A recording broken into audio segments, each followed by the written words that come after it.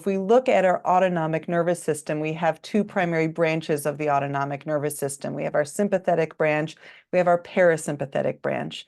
And historically, and certainly for me, going back to when I was first learning about the relaxation response and mind-body therapies, historically, the sympathetic nervous system got a pretty bad rap. It was the cause of all of our stress, and the parasympathetic nervous system was our go-to goal. Like, let's get into the relaxation response, and that's the source of all of our health and healing and well-being.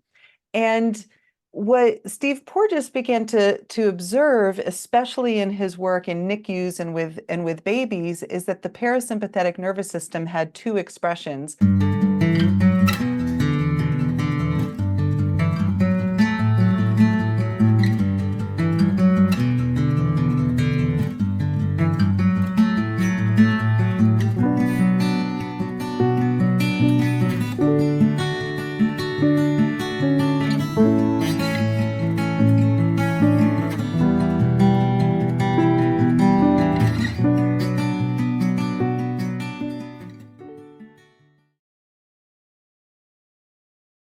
So, Dr. Arielle Schwartz, welcome back to the Art and Science of EMDR, and thank you for joining us today.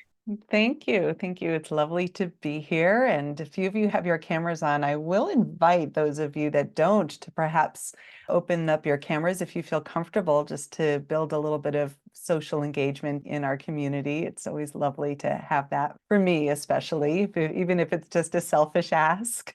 And Rotem, thank you so much for having me here with your group. Yeah, thank you. And actually, if people can post in the chat just your name and where you're from, it's always fun to know. We have people from all over. So we have people from Australia, a lot of people from Europe, really from people from all over. So this is great to see where people are from. And so, Arielle, book number 7, Applied Polyvagal Theory in Yoga. Congratulations again for your new book. Thank you. It's exciting. It officially launches March 19th, so it's fun to be able to celebrate it. Thank you. Yes. And for those of us who've been living under a rock over the last couple of decades, can you just tell us what is the polyvagal theory? Sure. So you already mentioned Steve Porges, and how exciting that he's going to join you. You said in April? Yes. Wonderful.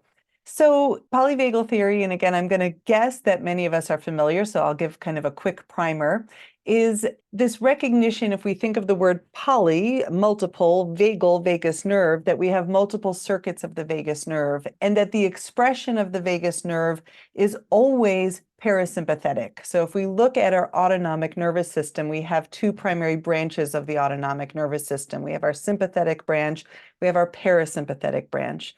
And historically, and certainly for me, going back to when I was first learning about the relaxation response and mind-body therapies, historically, the sympathetic nervous system got a pretty bad rap. It was the cause of all of our stress, and the parasympathetic nervous system was our go-to goal. Like, let's get into the relaxation response, and that's the source of all of our health and healing and well-being. And what Steve Porges began to observe, especially in his work in NICUs and with babies, is that the parasympathetic nervous system had two expressions, that in many cases it indeed allows us to rest and digest, but that in some cases it leads to this kind of very low, reduced heart rate, collapse, feigned death, faint response, shutdown response.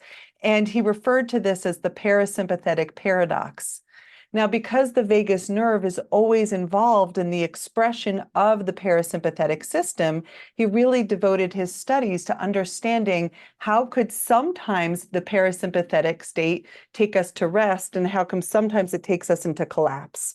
So what he observed is that there was kind of two circuits, if we want to put it this way, of the vagus nerve. One that travels primarily below the diaphragm, although it has shared neural circuitry with the upper circuit, but it goes down into the organs of the digestive organs and the reproductive organs and travels down into the belly.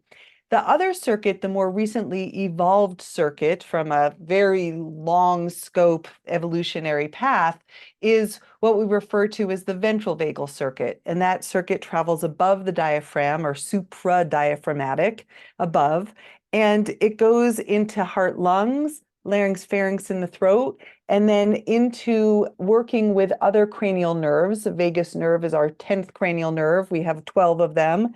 And the other cranial nerves primarily center around the head, movements of eyes, which will be, of course, relevant to our conversation, pupil dilation, the muscles of the inner ear, the trigeminal nerve in the face, the ocular nerve, and the movement of the tongue, the mouth, the jaw, and so forth. So the upper pathway of the vagus nerve works very closely with all of our sensory systems to help us respond to our environment. And so this upper pathway, the ventral vagal circuit, is what he termed the social engagement system, because our senses are very much about our engagement with the world around us, and especially the people around us or the animals around us. And so the purpose from an evolutionary perspective of this ventral vagal social engagement circuit is to down-regulate out of the defensive state into that rest and digest, or that restful state, for the purpose of reproduction and the purpose of intimacy, the purpose of nursing, bonding. And I can't be in fight and flight if I'm going to be close and bond and feel nurtured by my caretaker. And so as mammals developed, so did this pathway of the vagus nerve. So key principles of the polyvagal theory: one is the multiple circuit perspective. The other is this idea that we have an unconscious perception of the world around us, called neuroception, and that we are going to be gathering clues as to whether other people or our environment or the world at large feels safe, threatening, or life-threatening danger. And that our bodies and brains are responding to those cues of safety or threat without our even being conscious of it. Now, we can also bring conscious perception to that neuroceptive cueing that allows us to fine-tune: am I having an accurate reaction to my environment, or am I having kind of a false alarm, right? Am I responding to a threat, but actually I'm safe? Or am I not responding to actual threats that are in my environment? So we can have kind of faulty neuroception in different directions. Another key concept of the polyvagal theory is co-regulation, that when one person is in that regulated ventral vagal, available, calm, compassionate, receptive state, that we can actually offer that to others and be a regulating presence for others, right? And that Steve Porges refers to co-regulation as having kind of two expressions. One is interpersonal, what happens between us, but that we also have an intrapersonal co-regulation that occurs between how we're breathing and our heart rate and our mental state and our emotional state. And that when we can feel that capacity to basically have self-regulation or deep self-compassion, that we're regulating from the inside. Maybe one more key concept of the polyvagal theory is this idea of the vagal brake. And the vagus nerve serves like a metaphorical brake on the sympathetic nervous system, which is like a metaphorical gas pedal. So if you think about our sympathetic nervous system as synonymous with mobilization, it takes us out into the world, it moves us forward. It's actually not good or bad, right? One of my favorite quotes from Steve Porges is, if we didn't have our sympathetic nervous system, we wouldn't have play. Right? So our sympathetic nervous system helps us mobilize for joy and excitement and climbing a mountain and dancing and all of the fun stuff. And our sympathetic nervous system in the context of threat does take us into fight, flight, self-protection, defensiveness, reactivity, all of that. And then the vagal brake is this metaphorical brakes on that mobilization, on that gas, and that we have two vagal brakes.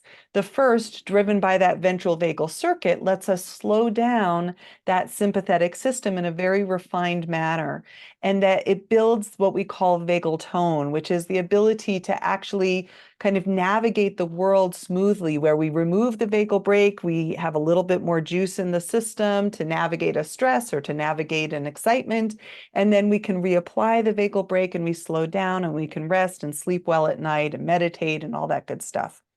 And that ideally we have that vagal efficiency, which lets us apply and remove the vagal brake relatively smoothly. But when we've experienced trauma and ongoing life stresses, that vagal brake isn't quite so efficient. And sometimes it's stuck in the off position, and we're basically stuck in too much of that sympathetic activation. We're in overarousal or hyperarousal. And sometimes the vagal brake gets stuck more in the on position, where we get stuck in collapse, fatigue, parasympathetic, but not in service of rest and digest, but parasympathetic in a way that leads us to feel hopeless, powerless, collapsed, shut down, an urge to hide, low energy. So there's your polyvagal primer. Yeah, I have follow-up questions for the next 10 hours. I wanted to follow up on maybe one key concept of co-regulation, because we are thinking as therapists about co-regulation. We're doing it with our clients. But what about a child of a parent who is constantly, anxious or stressed and can't really help regulate the child? Is that related to that concept of co-regulation?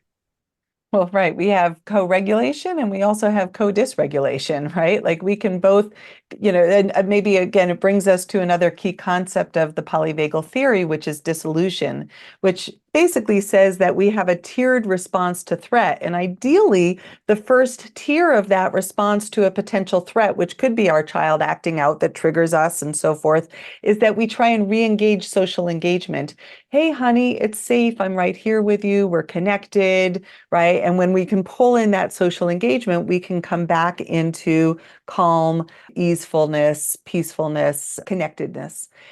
And if we are not able to reestablish that co-regulated social engagement, we move into the next tier of threat, which is usually our sympathetic system. We basically, if our kid is in fight flight and we can't get them regulated and we start to feel triggered or anxious, or it reminds us of things from our childhood or whatever it is, we can join them in the dysregulated sympathetic. And the next thing you know, we're both in reactivity with each other. Okay, dissolution or co-dysregulation. And, a good example at that moment is, how can I step away? How can I get my oxygen mask on? How can I get myself back into that regulation zone so that I can offer that regulation to my child? And then the third tier of threat is, if nothing resolves that, if that's ongoing, then we drop into, no matter what I do, I can't reestablish connection and ease, calm, safety, whatever that is. And so now what's the point of trying, or that collapse or that helplessness and that parasympathetic response to threat can key in. Yeah, so your book is about yoga and the polyvagal theory, and you're really taking the polyvagal theory as a framework to explain how yoga can help regulate. And this is a quote from the book. You say resilience can be found in physical, emotional, mental, social, and spiritual domains. And I'm really curious about the spiritual domain, because I know that in our, in 2024, yoga is kind of like going to the gym. It's a workout for a lot of people. I think we either forget, or some of us don't even know, that yoga has a lot of a spiritual element into it in its original form. Can you speak about that? Sure. Well, one thing that I'll offer around that is that yoga is an 8-limbed model, but so much of what gets practiced in the kind of certainly the Western world and is just one of those limbs, which is asana, or the physical postures. Sometimes even we kind of lose sight of the value of the breath, right? We're just going and it's a workout, or it's a way to stay fit. And if we look at yoga through that 8-limbed lens, the first 2 limbs are actually kind of like the ethical ways to live a meaningful life, a purposeful life. It's a way of knowing, how do I relate to myself? How do I relate to other people in a way that is in alignment with things like nonviolence, right? Truthfulness, kindness. We allow ourselves to come into those key principles that help us engage mindfully about, what is it that I really need, or when am I being pulled by my greed, or when am I being pulled by my fear that I don't have enough, and so I'm taking more than I need. teaches us, those first two principles teach us about how to use our energy wisely and how to set boundaries. I mean, it's actually incredible principles for how to live a meaningful life. Then we've got limb 3, which is the asana, the postures that we're familiar with. But in the therapeutic yoga model, and certainly the applied polyvagal theory and yoga model, we're not going into a pose to try and perfect something, certainly not our bodies, but not even the pose. There's this a quote that I love about yoga, which is that it's by Bernie Clark, who developed yin yoga. And he would say that we don't use the body to get into a pose. We use the pose to get into the body. Hmm. Isn't that beautiful, right? So we're going into a shape as a way to meet ourselves there. And inside of any shape, we can go, what's the state of mind that I'm in? What is what's the emotions that are here for me? How does my body want to make this shape uniquely mine so that I'm not bound to some rigidity of a shape? How am I breathing inside of this shape? And what's my kind of energetic body doing? The asana is very closely tied to the fourth limb of yoga, which is pranayama. That's our breath practice. And are we mindfully breathing? Are we aware of how we're breathing? First of all, just certainly the awareness of breath being a foundation. But then within the arena of pranayama, we have, easily 20 different ways of working with the breath that actually correspond with how we want to regulate the nervous system. And so we can learn calming breaths. We can learn balancing breaths for the nervous system. We can learn energizing breaths.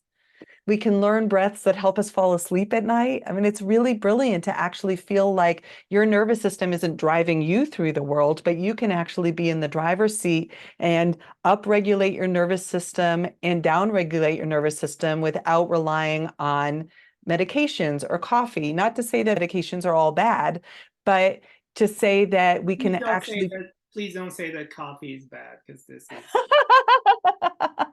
it's trust me, I'm not going there either. But not to say that we don't sometimes rely on something external, right? That's part of life. But we can also learn that we get to be very mindful of how we actually navigate that energetic system, and breath helps us do that. And I can share more about why it does that, but I'll just finish the 8 limbs because it's really related to your question about spirituality. The 5th limb is pratyahara. The 5th limb is about how you focus your attention, where you focus your attention, right? And so often our world demands a very dispersed extension of our attention and a very outward extension of our attention. We're paying attention to social media or the news or our family or our clients, and it's out there.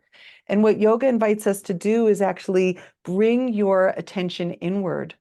And focusing your attention inward, we call it the inward turn of attention, allows you to start to pay attention to this internal domain. And sometimes two things happen. One is that trauma often takes our attention out there with hypervigilance. So now we're stuck with our attention outside of ourselves. And it can lead us to feel frightened to bring our attention inside of us because the sensations of the body or our emotions feel uncomfortable, or we don't have tolerance for that, or it feels triggering, or it reminds us of trauma. So we can, just like any other trauma-informed work, we build our capacity, we build tolerance for those sensations. I mentioned briefly the 6th limb, which is dharana, and this is the practice of now focusing your attention, noticing when that attention is dispersed and that you can really bring it into a singular point, whether that's focusing your eyes, whether it's focusing on a mantra, a phrase you say to yourself, or a word, whether it's focusing on a mudra with your hands, that it helps bring your attention back in close rather than being dispersed out there.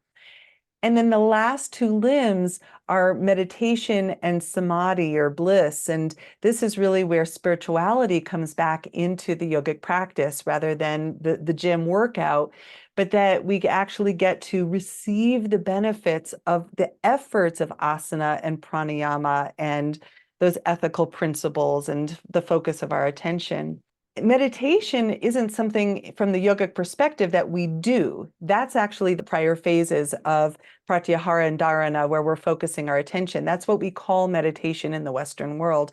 From a yogic perspective, meditation is the spontaneity of the opening of the heart. It is the result of the disciplined practices, and it's not effortful. And it's a reflective space, maybe of awe or joy or reverence of sacredness. It's when we see in our work with our clients those shifts, whether it's with EMDR or dream work or these depth moments where they're like, oh my gosh, I got in touch with my sense of purpose today. I just had a client session right before this, and she just started spontaneously talking about how she had lost a family member to suicide, right? A hard loss. But then she started speaking spontaneously about how much it's helped her to value the connections that she has and that she doesn't take them for granted. What a moment of that expansion, right? And how we have learned as EMDR practitioners to take hold of those moments and build on that and let that glimmer turn into a glow and all of those, the building of positive state. And then the eighth limb of yoga is samadhi. This is about self-realization, and it's moving beyond the illusion of separateness. Yeah, so it's interesting that you talk about 8 limbs, and I'm wondering about the number 8 and if there's a magic number 8 in the cultures of the Far East, because the Buddha talked about the Eightfold Path as a way to liberation. And I'm also thinking about our 8 phases of EMDR. Of course, I can't just not think about these things. Right, right. I don't know that there's so much a correspondence between the 8 limbs of yoga and the 8 phases of EMDR, but what I can say is that there's a whole lot of deep value to, for example, if we're thinking about doing phase 2 EMDR in preparation and we're doing RDI and we're building resource state, that yoga offers us embodied resources where we can create that sense of, of balance through a breath practice or through simple awareness practice that allows us to enhance that positive state. And we can linger there, and we can certainly add the BLS. It's a sweet question, but I don't know the mysticism of the number 8. Rota, maybe you've got an idea on that. I've been thinking about that. But really, what you just said brings me to the next question. This is a quote again from your book. Engaging in eye movements while maintaining awareness of cues of safety may play a role in enhancing positive resource states. So, can we talk about, first of all, a little bit about cues of safety, because I think it's really important for our work, and then maybe a little bit about the mechanism, and that in yoga there is a practice that involves eye movements. Yeah, there sure is. I mean, the eye movements within the yogic texts go back thousands of years. So how brilliant is that? That, there's so many pieces that we go, oh, they knew what they were talking about, right? Even when you look, and we'll talk about this with alternate nostril breathing in a little bit, but you look at some of the ancient texts, they're describing the autonomic nervous system, just not with the words that we have from science today. But coming back to eye movements and kind of seeking out cues of safety, I'm going to borrow a little bit from one of my favorite topics here and teachers on the subject of neuroplasticity, and this is Rick Hansen. And I know many of you here are also familiar with his work, especially his book, Hardwiring Happiness. And one of the things that Rick speaks about in that book and also Buddha's Brain is this idea that we have a negativity bias, right? That we are, in a sense, wired, and this goes back to polyvagal theory and neuroception. Our nervous systems are going to pick up on cues of threat with a fraction of a second, right? That is just how we're wired. We want to know how to protect ourselves and how to survive. And in order to attune to and respond to cues of safety, we have to actively seek them out. And we need to pause when we find them so that we can savor them, linger there, and let them grow. So when we are looking around for cues of safety, literally, we are looking around. We are activating through the orienting response, turning your head, turning your gaze to find what can you find in your current environment that serve as cues of safety for you right here and now.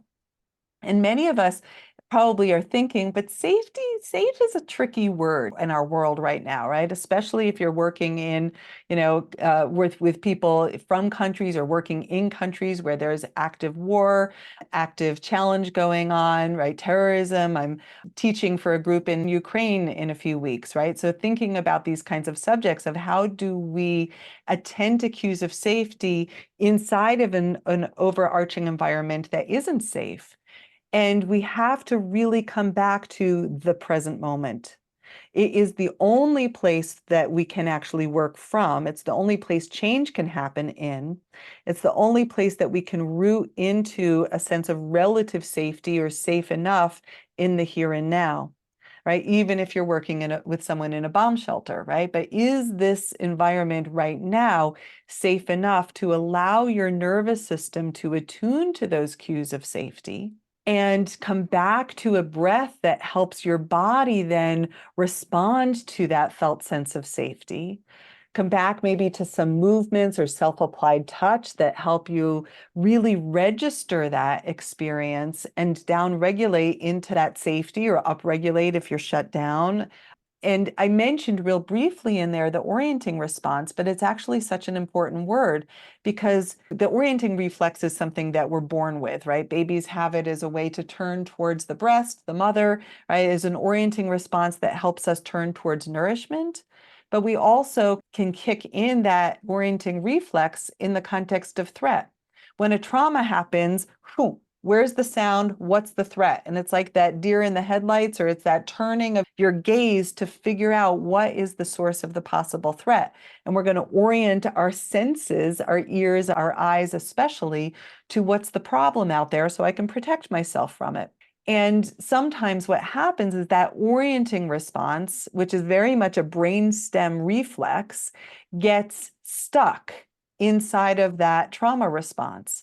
And it's the hardest ones to clear from an EMDR perspective. At least that's been my experience, right? Working with someone who was hit by a car while she was riding her bike. And every time she got back on her bike and could hear a car coming, she would go into a freeze response, which put her in further danger. Or the individual who has the nightmare and jumps up in a hot sweat. These are very strong reflex responses to trauma.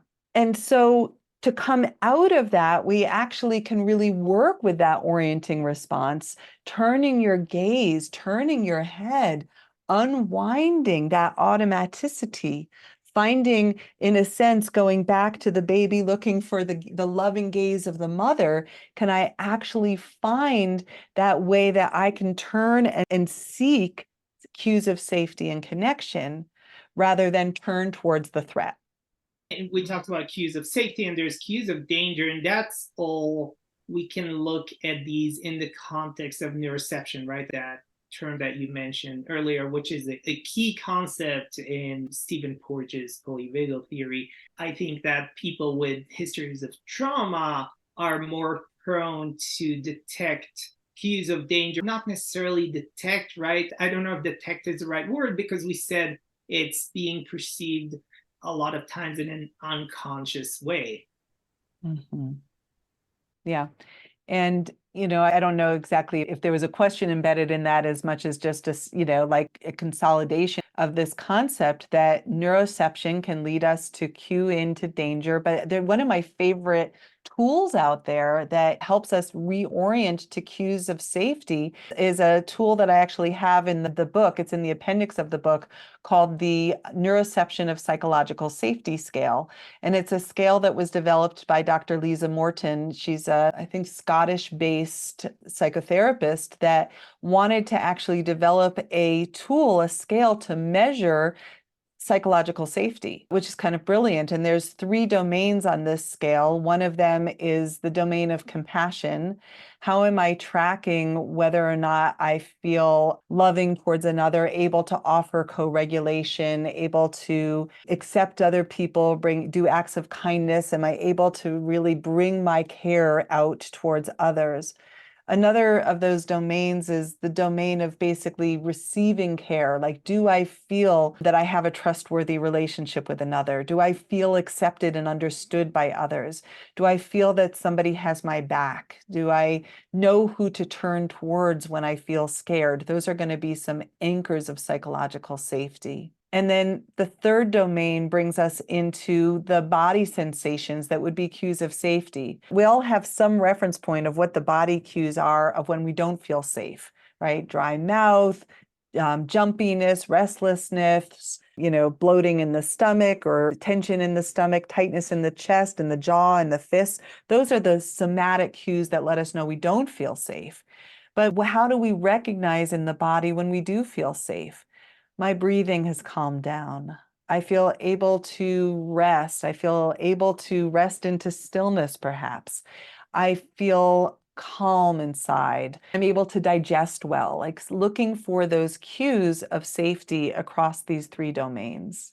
Yeah, thank you for that. And I want to mention another bilateral activity in yoga, and that's pranayama, which you mentioned earlier, and that is alternate nostril breathing. So basically blocking one nostril and breathing through the other, and then alternating. And in the book you mentioned not only mechanisms, there's even research around that shows the connection to well-being, and I think Great cardiovascular variability. health.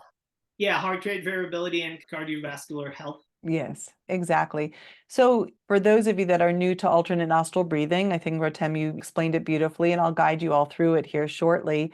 And, the concept behind within the ancient yogic texts of the alternate nostril breathing is that the nostrils are corresponding to nadis in the body.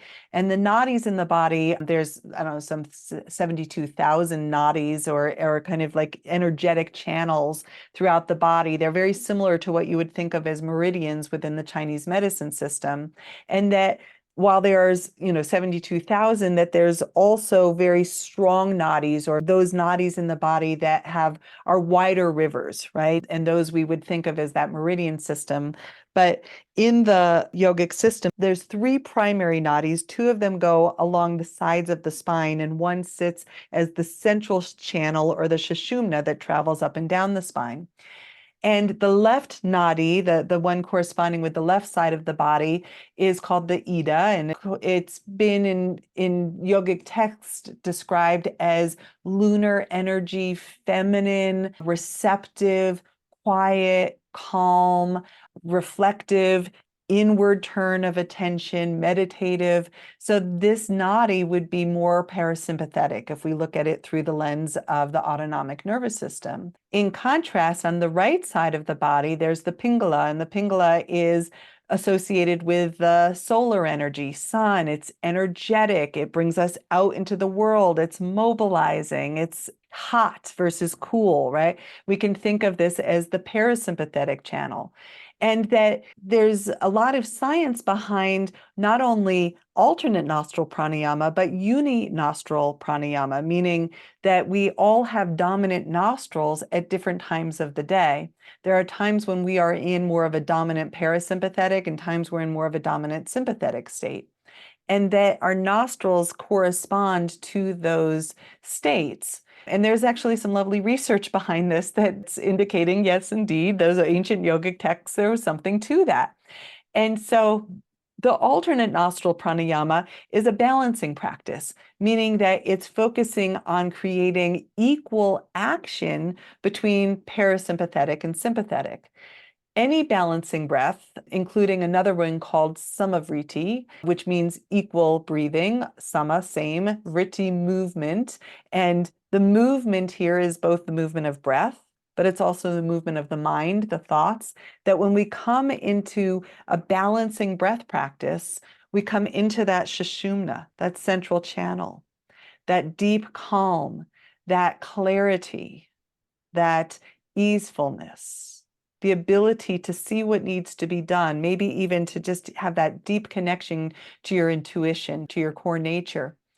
So the purpose of the alternate nostril breathing is to find that central channel through the equal activation, both through length of breath and also the alternate nostril breathing practice.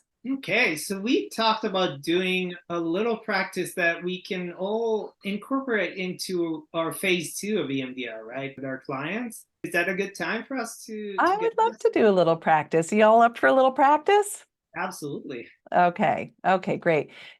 So I'm not in my yoga space today, which means that our little practice is not going to be a highly vigorous one, right? And what I'm going to share with you specifically, because I'm offering this to us who are primarily psychotherapists, are very simple yogic practices that we can bring into the psychotherapeutic arena. And that's really the purpose of the new book, right? I wrote this book for psychotherapists and certainly for anyone that wants to know how to bring very simple practices in for emotional health and well-being. For those of you that are new to me, you'll get to know this now. For those of you that are familiar with me, you already know that I love to integrate poetry into my teachings. And I do so for a variety of reasons, but maybe the biggest one being that it brings us into the heart. It brings us into more right brain processing versus trying to think analytically or figure something out. It actually allows us to experience something, to allow something to carry you, to hold you, that's a little bit bigger than you for just a little bit.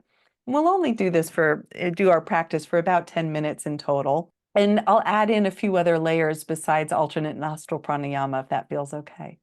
Yes, absolutely. Great, great. So I'll start with a poem. And this poem is called The Forest, and it's by Nikita Gill. One day, when you wake up, you will find that you have become a forest. You've grown roots and found strength in them that no one thought you had. You have become stronger and more beautiful, full of life-giving qualities. You have learned to take all the negativity around you and turn it into oxygen for easy breathing. A host of wild creatures live inside you, and you call them stories. A variety of beautiful birds nest inside your mind, and you call them memories. And you have become an incredible self-sustaining thing of epic proportions. You should be so proud of yourself, of how far you have come from the seeds of who you used to be.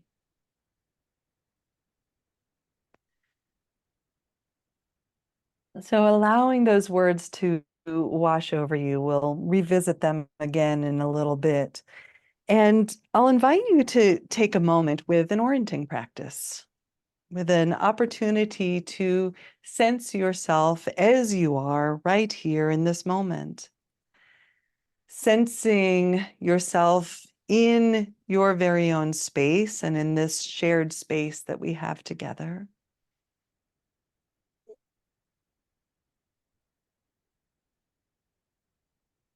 When we attend to neuroception, the observation of the state of the nervous system, I invite you to get to know the state of your nervous system by paying attention to the state of your mind. Whether your mind is full, it's Friday afternoon for many of us, whether your mind feels calm and clear.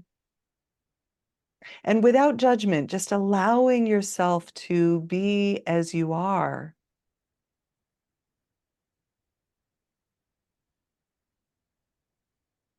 Noticing your body, how your body gives you feedback about whether you feel calm, at ease, peaceful,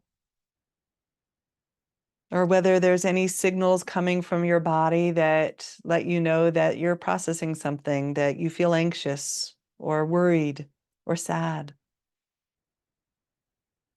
Knowing that our bodies are so closely tied into our emotions, and just allowing what is here for you to be here. and noticing how mind and body and emotions also give you feedback about the state of your nervous system. Do I feel calm, anxious, a little depressed, and without judgment? Whatever is here is what's true, and we attend to that with care. Noticing your breath. Is your breath flowing easily, fully? Belly, chest, heart, or are there constrictions, or is your breathing shallow? And how might your breath give you feedback about the state of your nervous system?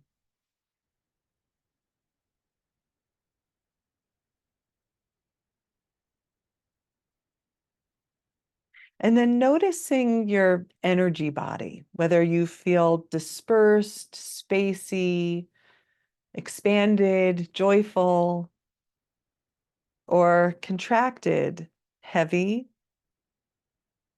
despondent, tired. And again, feedback. What are you bringing into this moment?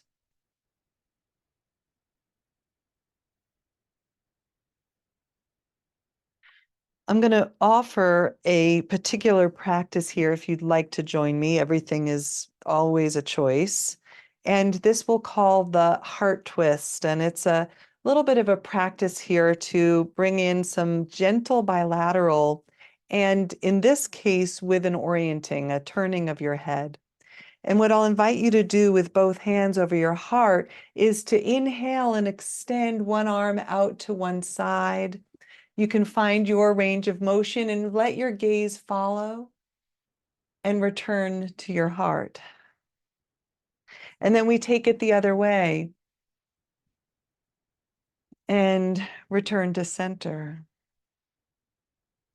And as you breathe here, you might notice that you want to inhale as you expand and exhale to center.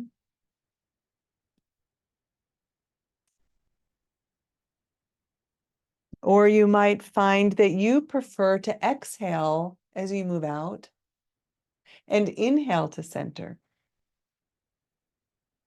knowing that there's no wrong or right way. Letting your body give you feedback.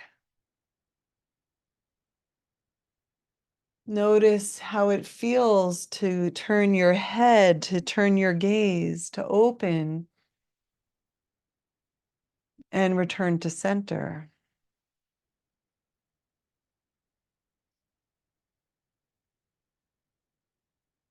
You might even catch sight of something that brings you joy in your space. A plant, a flower, the art on the wall. Bringing that into your heart as you gather the signs of beauty, connection, safety into self.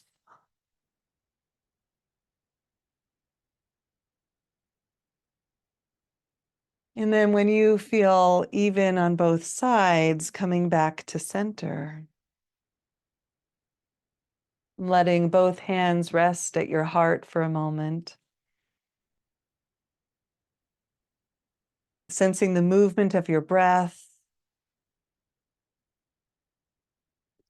And how your body, mind, breath, emotions, energy respond to the practice.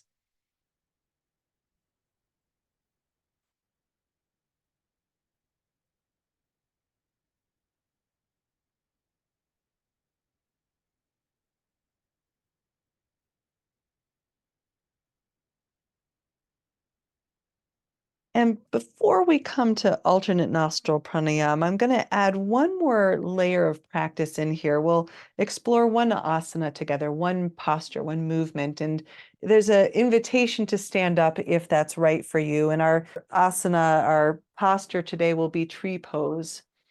And tree pose can be done seated as well, just simply maybe placing one foot on top of the other. Or if you're choosing to find this standing, allowing yourself to, I can't see my whole body here, but it'll be good enough. Maybe balancing on one foot. So we come into just a little bit of a balance shape. Yeah. And I'll get my chair out of the way here a little bit. But basically, as you come into this shape, you can simply place one foot over the other and you can use an item for balance, right? You do not need to make this any more complicated than is right for your body. And if you want to lift the foot further off the ground, maybe below your knee, maybe above your knee, knowing that there is no right or wrong. Maybe palm to palm in front of your heart.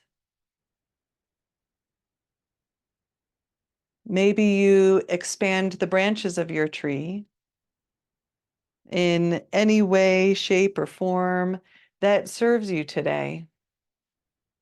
Your own unique self-expression.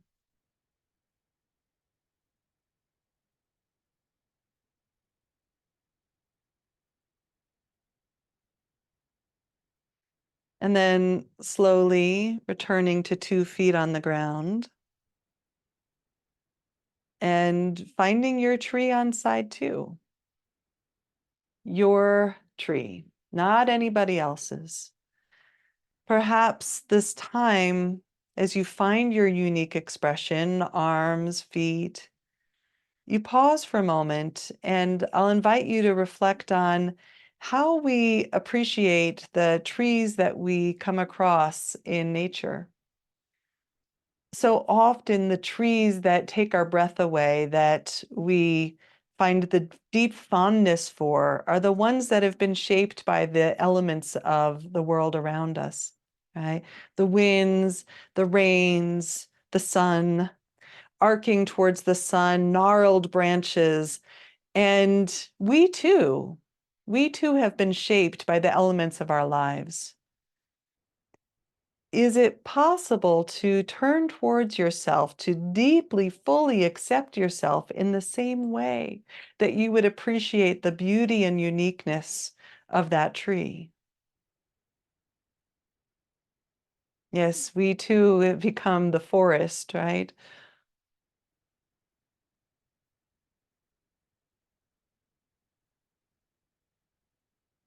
And then gently returning 2 feet on the ground, and I'll invite you to return to seated.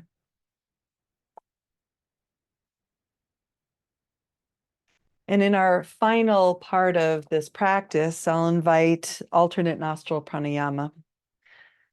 And typically, traditionally, we use the right hand to work with the nostrils, using the right thumb to close off the right nostril, inhaling through the left.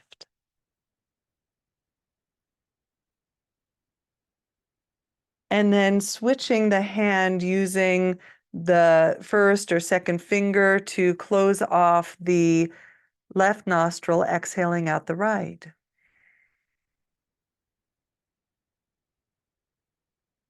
Inhaling right. Switching the hand, closing right nostril, exhaling left.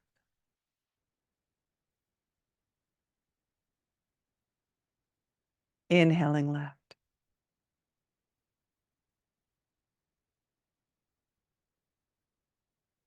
Exhaling right.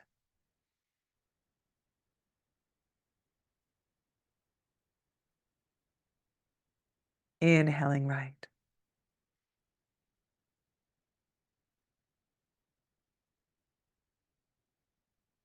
Exhaling left.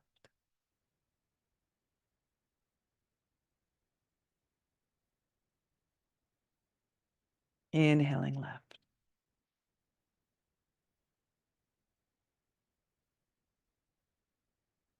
Exhaling right.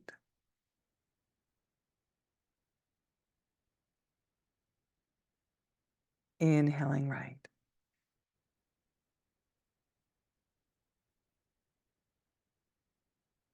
And exhaling left.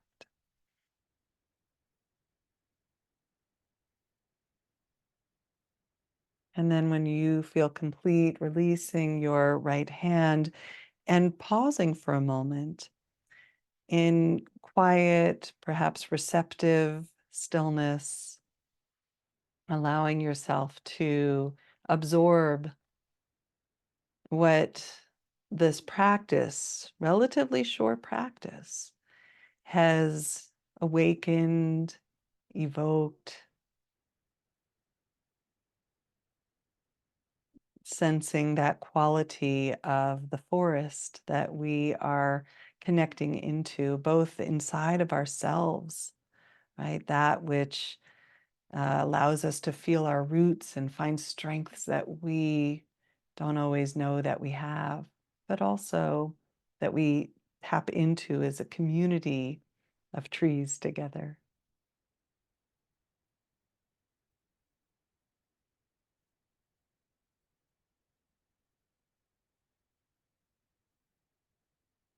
Mm.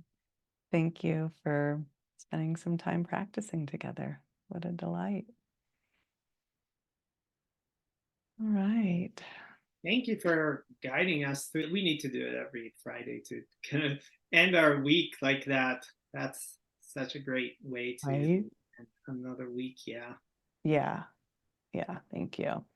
And And obviously not so much about the gym kind of yoga. I'm going to put the poem in the chat because I see a few of you asking for that. that would be great. And would it be okay if I post it in our EMDR learner community? Okay. Of course. I mean, if you have my permission, hopefully Nikita Gill is okay with it as well. Yeah, we'll give credits to whoever Yes, deserves good, good, credit. good. So we have just a few minutes left, and we are going to stop the recording here, and we'll do our giveaway. So one of our community members had won these new buzzers from EMDR Kits. So before we do that, Dr. Arielle Schwartz, thank you so much for your time and for another great book. Thank you. So appreciate being here with your community, Ratem.